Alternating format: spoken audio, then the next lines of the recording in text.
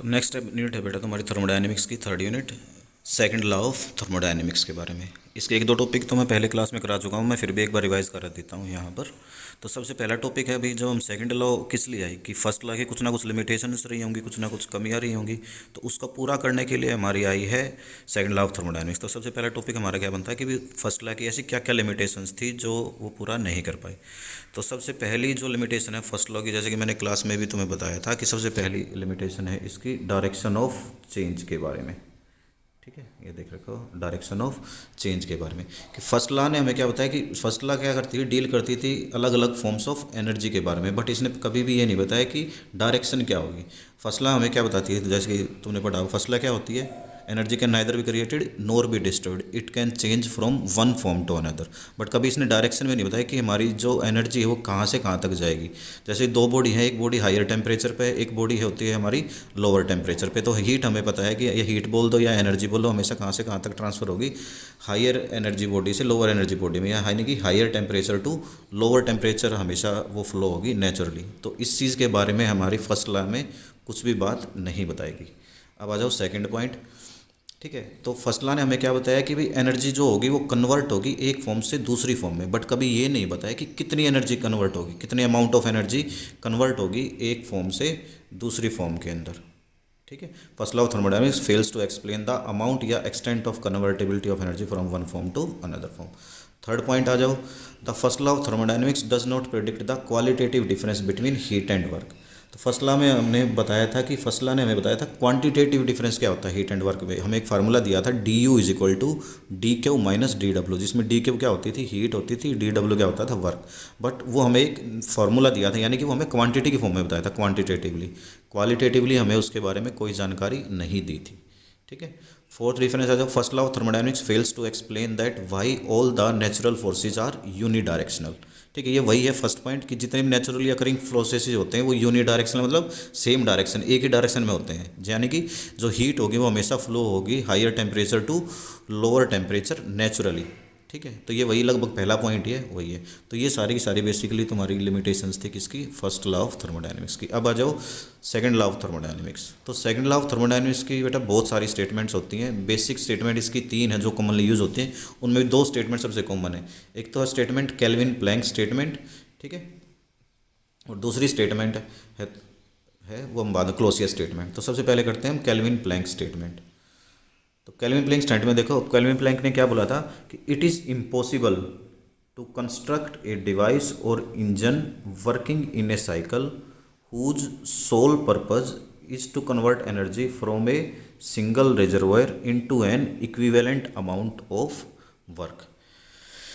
कि हमें ने एक ऐसा इंजन बनाना बिल्कुल इम्पॉसिबल है जिसका का पूरा काम क्या हो कि एक रिजर्वोयर से उसने क्या ली, एनर्जी ली, और उसको पूरी की पूरी एनर्जी को किस में कन्वर्ट कर दिया, वर्क में कन्वर्ट कर दिया, यानी कि कोई भी एनर्जी का हमारा लॉस नहीं होता है। तो ये हमें किसने बताया, केल्विन प्लैंक स्टेटमेंट ने, कि ऐसा नहीं हो सकता है कि सारी की सारी जो एनर्जी होगी वो हमारी किस में कन्वर्ट हो जाए, वर्क में कन्वर्ट हो जाए। उसका एग्जाम्पल दिया उसने हीट इंजन का। हीट इंजन में पहले ही बता चुका हूँ तुम लोगों को, जैसे कि हीट इंजन में क्या होता है, एक हाई टेम्परेचर रिजर्वोयर होता है। ठीक है, हाई टेम्परेचर रिजर्वोयर होता है ज़्यादा टेम्परेचर पे, मान लो हमने मान लिया T1 टेम्परेचर पे। ठीक है, और एक होता है लो टेम्परेचर रिजर्वोयर जिसका टेम्परेचर होता है कम T2।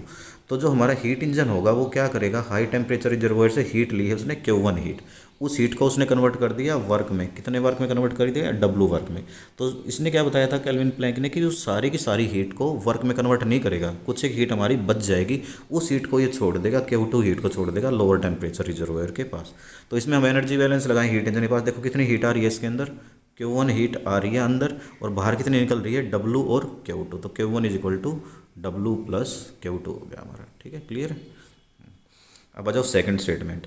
तो इस स्टेटमेंट से हमारी कौन सी लिमिटेशंस कंप्लीट होगी, जो हमारी लिमिटेशन थी फर्स्ट लॉ की, कौन सी लिमिटेशन कंप्लीट हुई है इससे हमारी, देखो ये वाली एक्सप्लेन द अमाउंट और extent of convertibility of energy from one form to another. हमें अमाउंट का पता लग गया कि कितनी कन्वर्ट हो रही है यहाँ से, कि जो Q1 हीट है वो कितनी कन्वर्ट हुई, W कन्वर्ट हुई, बाकी चलेगी Q2 लॉस होगी। ठीक है, तो इससे हमें अमाउंट का पता लग गया। अब सेकंड आ जाओ क्लोसियस स्टेटमेंट। क्लोसियस स्टेटमेंट हमें डायरेक्शन वाली चीज़ जो होती फर्स्ट लॉ की, लिमिटेशन जो होती है वो कंप्लीट हो जाएगी। इसमें देखो पढ़ो, सबसे पहले स्टेटमेंट क्या है। क्लोसियस ने क्या बोला, according to Clausius it is impossible to construct a device और इंजन, कि एक ऐसा डिवाइस और इंजन बनाना इम्पॉसिबल है, वर्किंग इन ए साइकिल, जो किस में काम करे, एक साइक्लिक प्रोसेस में काम करे, विच कैन ट्रांसफर, जो ट्रांसफर कर दे heat from the body at lower temperature to a body at higher temperature without the help of external force, की एक ऐसा इंजन या ऐसा डिवाइस बनाना इम्पॉसिबल है जो साइक्लिक प्रोसेस में काम करता हो और जो क्या करे कि लोअर टेम्परेचर हीट सोर्स से बॉडी से लेके हीट और भेज दे किसके पास, हायर टेम्परेचर बॉडी के पास हीट को भेज दे without the help of any external source. यानी कि अगर हमें हीट ट्रांसफ़र करनी हो higher lower temperature to higher temperature, तो हमें किसकी ज़रूरत पड़ेगी, एक एक्सटर्नल सोर्स की ज़रूरत पड़ेगी जिसकी हेल्प से हम क्या कर सकें, उस हीट को ट्रांसफ़र कर सकें। यानी कि जो नेचुरली हमारी हीट फ्लो होगी वो हमेशा कहाँ से कहाँ तक होगी, from higher temperature body to lower temperature body. और इसका एग्जाम्पल उसने बता दिया लेके हीट पम्प। हीट पम्प में देखो क्या किया इसने, देखो नीचे लो टेम्परेचर से हमने क्या ली, हीट ली, और वो किसने ले ली, हीट पंप ने हीट ले ली यहाँ पर, और एक्सटर्नल फोर्स की हेल्प से एक डब्लू हमने एक्सटर्नल फोर्स दिया है इसके अंदर, वो एक्सटर्नल फोर्स की हेल्प से उसने किसके पास भेज दी, हाई टेम्परेचर रिजर्वायर के पास। यानी लो टेम्परेचर से हाई टेम्परेचर में जाने के लिए हमें क्या देना पड़ा है, इसमें एक एक्सटर्नल फोर्स देना पड़ा है। तो इसने वो लिमिटेशन पूरी कर दी, डायरेक्शन ऑफ चेंज वाली जो पहली लिमिटेशन थी हमारी वो वाली। क्लियर। अब आ जाओ इसमें थर्ड एक स्टेटमेंट और होती है, ये हमने पहले भी पढ़ी है एंट्रोपी वाले, जब हमने टॉपिक किया था कि एंट्रोपी जो होगी किसी भी आइसोलेटेड सिस्टम की, एंट्रोपी मतलब डिग्री ऑफ रैंडमनेस, किसी भी आइसोलेटेड सिस्टम की वो क्या होगी, हमेशा इंक्रीज करेगी या कांस्टेंट रहेगी, कभी भी वो डिक्रीज नहीं होगी। तो ये भी एक स्टेटमेंट है हमारी सेकंड लॉ ऑफ थर्मोडायनेमिक्स की। अब आ जाओ अगला statement, reversible process and irreversible process. जैसे कि नाम से पता लग रहा है रिवर्सिबल प्रोसेस यानी कि जिसको हम रिवर्स कर सकें, जहाँ से हमने स्टार्ट किया था उसी कंडीशन पे हम दोबारा आ सकें, तो उस प्रोसेस को हम क्या बोलेंगे, reversible process. The process in which the system and surrounding can be restored, जिनको हम रिस्टोर करें, वापस आ सकें to the initial state from the final state, यानी फाइनल स्टेट से इनिशियल स्टेट जहाँ पर हम आए थे वहाँ पर वापस आ जाएं without producing any change in the thermodynamic property of the system and surrounding. और किस में चेंज ना आए, थर्मोडायनेमिक प्रॉपर्टी में, किसकी, सिस्टम और सराउंडिंग की में, तो उसको हम क्या बोलते हैं, रिवर्सिबल प्रोसेस। तो जैसे कि हमने ये वही है आइडियल गैस की तरह की, सच्चाई में कोई भी प्रोसेस रिवर्सिबल प्रोसेस नहीं होता है। जैसे कि आइडियल गैस होती थी, कोई भी गैस रियलिटी में आइडियल गैस नहीं होती है, हम सिर्फ मान लेते हैं कि वो गैस क्या है, आइडियल। तो ऐसे ही कोई भी प्रोसेस रिवर्सिबल प्रोसेस नहीं होता है, हम सिर्फ क्या करते हैं, मान लेते हैं। यानी कि ये क्या है, एक हाइपोथेटिकल कंसेप्ट है, रियलिटी से इसका कोई भी संबंध नहीं है। ठीक है बेटा। अब आ जाओ अगला, इरिवर्सिबल प्रोसेस। इरिवर्सिबल इसका अपोजिट हो जाएगा, जिसको हम रिवर्स ना कर सके।